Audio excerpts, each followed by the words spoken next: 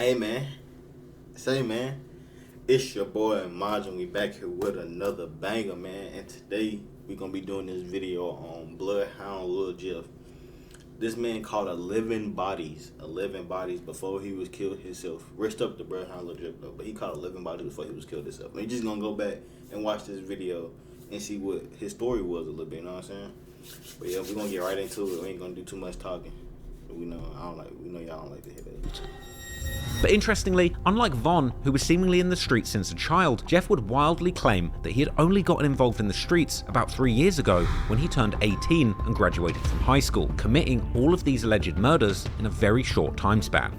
So around what age did you jump off the porch and start hanging out in the streets? I'm gonna say when I came outside for real, I was like 18 type shit.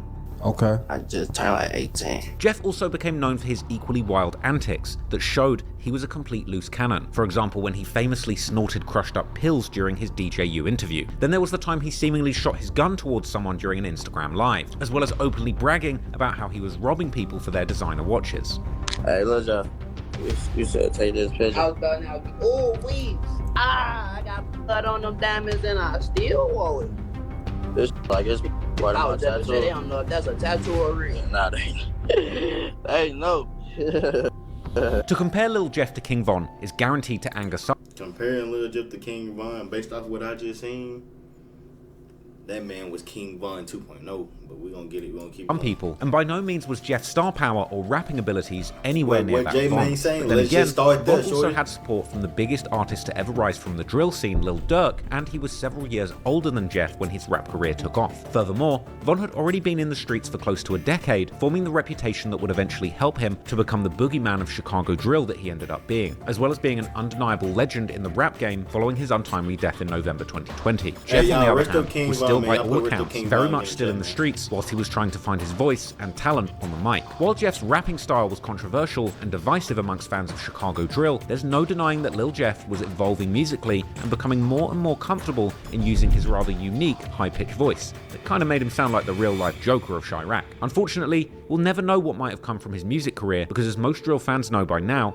on the 8th of June 2024, Lil Jeff was gunned down on the south side of Chicago, only about a half a mile walk from the notorious Parkway Gardens public housing complex, aka O-Block, that King Von was known to rep. And as always seems to be guaranteed these days, Lil Jeff's demise and the shootout that led up to it was all captured on surveillance footage, even going viral within the drill community just after it happened. But it was not just the fact that Lil Jeff was killed that made his story blow up beyond the drill audience, but more so how he died. As when that surveillance video leaked soon after the news of his passing, the world saw a masked up Lil Jeff getting shot down as he was literally trying to chase another man into his house whilst wildly shooting in his direction, something that he'd even claimed to have done before in several songs. After Lil Jeff's death, the media attention around him would blow up, with even more mainstream rap media platforms like No Jumper, who had previously not reported on him, including him in their content several times. Meanwhile, the twisted online detectives of the Chiracology subreddit were going into overdrive, and in the days following Jeff's death, dozens and dozens of new threads and comments from his fans and haters would fill the platform, with the most devoted Lil Jeff-ologists eventually even starting their very own subreddit to exclusively discuss and declare their devotion to their new king of drill. There were almost comical posts where Lil Jeff-ologists shared their grief, explaining how they were having sleepless nights and depression. They having sleepless nights because this man was out here killing 11 people and he died. They having sleepless nights because he went out here and died, and he was out here killing 11 people. Gang, that's bad. This man is out here murdering motherfuckers. I ain't gonna say like the folks he killed, they probably weren't innocent either, but bro, 11 bodies is a lot of people, my nigga. People go to jail, they get life sentences for one. Killing 11 people, gang. They get life sentences for one body, and they talk about this man killed 11. Bro, that's just karma. But we're gonna keep going. In the 24 hours following Jeff's death, these twisted posts would explain how the loss of their new favorite demonic rapper had been a personal blow, and how despite the alleged 11 murders to his name, they felt a personal connection to this flawed individual, and how his killer aura had Bro, what I gotta say to this last sentence I just read, bro, y'all can live off his music that he played, that he already dropped, folks. But man, y'all talk about something. Y'all can't sleep because this man is dead. Y'all can't sleep because another man is dead. Don't mind my PJs on the floor, but y'all can't sleep because another man who was out here killing people is dead? Y'all done lost y'all mind, gang. Resonated with so many. Soon would come updates, as fans posted saying that it had been 1 week since Jeff's death and the devastation hadn't gotten easier, with this user explaining that he wants to drill himself so he can be with Lord Jeff, and asking other users if they had tips on how to grieve. Another update landed on day 12, as the user explained that he'd been saying Jeff's name in the mirror to try and bring him back, and explaining how he can still feel Jeff's presence around him, and that he's been seeing Jeff's reflection flashing wads of money at him in store windows. Now all of this goes to show you the bizarre and twisted level of fandom that Chicago drill has really reached, with this adoration of Jeff even topping some of the most extreme King Von glazing that's been observed online. Chicago drill is truly the juncture where internet fandom meets music meets real-life true crime, and where the very people actually involved in that life get killed by the hundreds every year. And when it comes to this combination of music and true crime, the story of Lil Jeff is surely up there with some of the wildest to come out of the drill scene. Hold on, bro. I'm gonna say this one more time, bro. These niggas in Chicago really live like that, gang. Y'all just listen to their music and y'all think y'all can live like that. No, bro, they doing this shit for real. That's why they rapping about it. Bro, these niggas really live like that. Y'all don't, bro. Don't go hop in that field and that you don't really live like that, gang. Cause that jail and 6 feet under is the only two choices you got at that point. I'm telling you, bro. If y'all ain't living like that, y'all better leave that shit alone. Recent years. But Lil Jeff's story is still one shrouded in mystery, because while Jeff was certainly no stranger to letting the world know about his reckless escapades in the dangerous streets of Chicago, he was also a fairly new face in the scene who seemingly appeared out of nowhere just a few years ago, which makes his claims to have double-digit bodies under his belt sound particularly outrageous, making many fans of Chicago drill to quickly reject these claims as obviously false. Moreover, Lil Jeff hails from an area that's previously received only limited coverage in media focused on the drill culture, so in this video, we're trying to give the most in-depth look into the life and the music career of Bloodhound Lil Jeff so far, and try and determine, with all of the information available publicly today, was Bloodhound Lil Jeff really a street demon with 11 murders to his name, or just a wannabe serial killer on social media who effed around and found out? I don't want to hide from them anymore. What do we do? Are we not men? Hey, bro, we watch ads over here, man. We don't watch ads. Residents say they're fed up with violence like the weekend's mass shooting, and they're taking back the street. On Saturday, it was a different scene on 75th Street in Chatham, where one person was shot and killed, 9 others wounded. Outside their school, with homemade signs demanding peace, they gathered. We gonna rock with it, roll with it. We're only 17, 18 years old, and we losing our lives at a young age. Man, we do this shit, man, every day, man. DrillCity, we out here, man. On one of the most Look what she just said. We're only 17, 18 years old, and we living our lives, and we losing our lives every day. And then look what bro came on here and said. We really do this shit, man. I'm trying to tell you, bro. The Chicago's niggas ain't nothing to play with, bro. They telling y'all. They telling y'all in this video. They literally telling y'all. Come on, bro.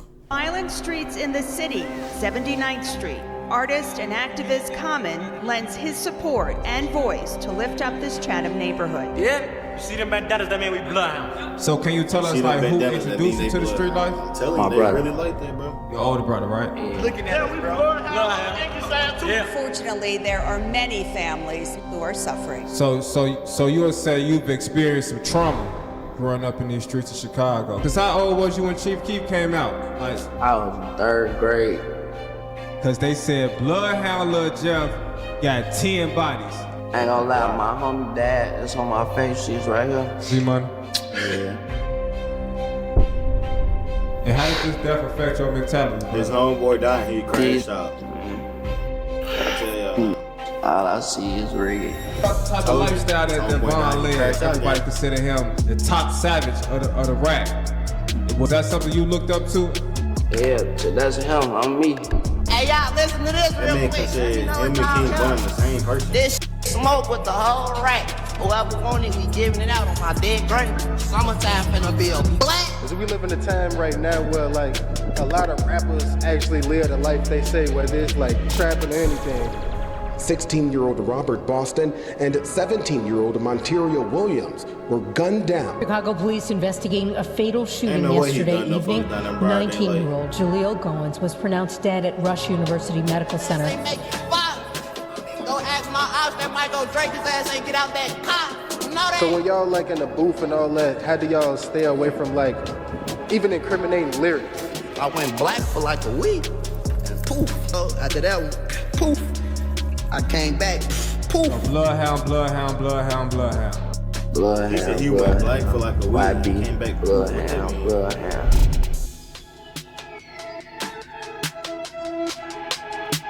Lil Jeff the rapper hit me. He claimed 11 bodies. Lil Jeff, real name Jeffrey Lamar Harris, was born on the 14th of July 2002, getting named after his father, who shares the exact same name. Jeff's family has seemingly mostly lived around the same area, the east side of Chicago. Bloodhound Lil Jeff story today. Can you start by telling us where you from? Chicago, you know what? East side of Chicago. East side of Chicago. East side. Yeah. However, this east side is not to be confused with the official east side, which is one of the 77 community areas of Chicago located in the far south side of the city. The unofficial east side, on the other hand, which is where Lil Jeff grew up, is mainly part of the Chicago folklore, and thus its exact borders are often heavily debated. When you go to Chicago, bro, I'm gonna tell you, if y'all ever take a vacation in Chicago, gang, it's certain places y'all can't go. Y'all like going to visit Von Mural and stuff, bro. Them niggas be out there watching that shit. No, for no cap. I heard somebody told me in my family, bro, they went to Chicago, bro, and they just wanted to go see Von Mural. Bro, motherfuckers on the roof with guns, bro. Bro, them niggas, they telling folks, bro, y'all can't come around here. Bro, them folks tell y'all get y'all ass away from that. Y'all better get y'all ass away from that if this shit get real and fast too. Debated by locals, with many even arguing that everything in the south side, from State Street all the way to Lake Michigan, actually counts as the east side, which would even include hoods like the infamous O Block and their main rivals STL EBT and Jaro City. And on the other side of the Washington Park, also hoods like Tay Savage's Welch World. Yet these hoods are typically not discussed as being part of the east side, but rather simply being part of the south side, as in the case of O Block, STL and Jaro, or more specifically in the case of Welch World, part of the so-called Low End, another area that's a deep part of Chicago folklore, which roughly covers the area on the south side from the state to the lake north of Washington Park. In the drill culture specifically, the east side has become particularly known for hoods that exist roughly south of 67th Street, with this street and the two huge green spaces. So it's really just hoods all over Chicago everywhere. That's what I'm really getting from this. Just not the ones they showing, but it's really hoods deep in Chicago. Them just the main ones they showing on this side.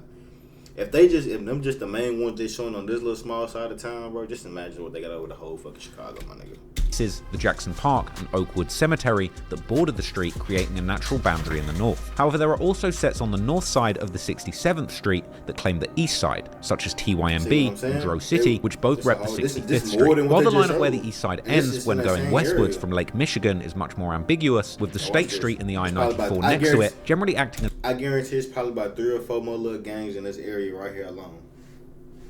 As a sort of last cutoff point in the drill scene, this east side is known particularly for gangs like G Herbo and Lil Bibby's crew NLMB, which is made up of 2 clicked up gang sets, No Limit and the Muskegon Boys, with these initials creating the NLMB moniker, which has also been used to stand for Never Leave My Brothers. However, NLMB's hood is located in the South Shore neighborhood, which is located very close to the shores of Lake Michigan, and is infamously known by the locals as Terror Town, a place with a long history for being particularly dangerous. Whereas when it came to Lil Jeff, his family seemed to mostly stay in a much more central area around the Grand Crossing and Chatham community areas, which generally have been much lesser discussed in the drill scene before Lil Jeff's recent blow-up, although the area has seen its fair share of rappers since the early 2010s repping these specific hoods. Now, Lil Jeff's family has long ties to the streets in the area. His father, Jeffrey Harris Sr., allegedly belonged to a street set called 068 C Block, C standing for Champlain Avenue, with their main spot seemingly being on 68th Street and Champlain. To put this location in context, this street corner is only about 0.3 miles from the location where Lil Jeff would eventually lose his life. And while there's not much available about this particular set online, Jeff's father was born in the early 80s, and thus he and his set were likely at their most active around the turn of the millennium and throughout the 2000s. What we do know with some certainty is that Jeff's family were closely connected with the very people that Jeff would later go to war with, including the person alleged by many to have been the one to gun him down, although there's no real evidence at the moment to prove who was the actual triggerman. But what can be said with more certainty is that close to the hood of Jeff's father, there...